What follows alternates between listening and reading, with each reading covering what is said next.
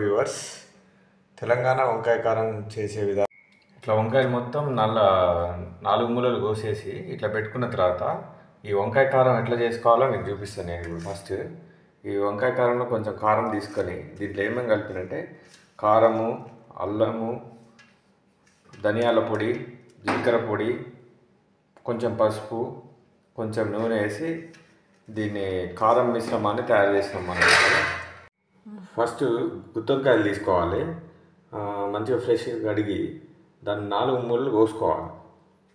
మిశ్రమాన్ని కలుపుకున్న తర్వాత ఈ వంకాయలు ఉంటాయి కదా, ఈ మధ్యలో చీల్చిన తర్వాత దీంట్లో స్టఫింగ్ చేయాలి. దీన్ని మొత్తం కడాయిలో రాతన్ కడాయిలో కారం టేస్ట్ ఉంటుంది అనమాట. అందుకే రాతన్ కడాయి పెట్టిన నేను. ఈ 6 పావుల నూనె పోయాలి దీంట్లో.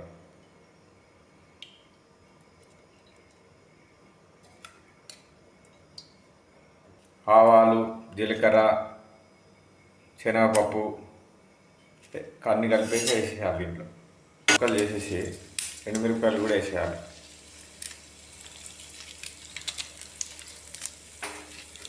ఐదు మిరపకాయలు తీసుకున్నా నేను టేస్ట్ కోసమని. కారం పెట్టుకున్న వంకాయలు ఉంటాయి కదా, ఈ వంకాయలని తీసి ఈ నూనెలు వేసేయాలి. చిన్నగా వేయాలి, మీద పడుతుంది, బొగ్గలు వస్తాయి. మొన్ననే బొగ్గలు వచ్చినాయి నాకు.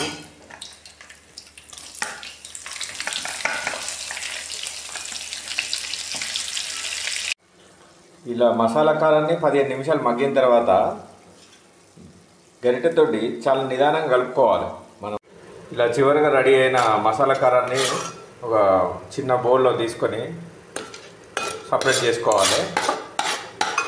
దీన్ని మసాలా కారం వేడి ఇలా అన్నంలో వేసుకొని తింటే ఎంత బాగుంటుందంటే అంత బాగుంటుంది.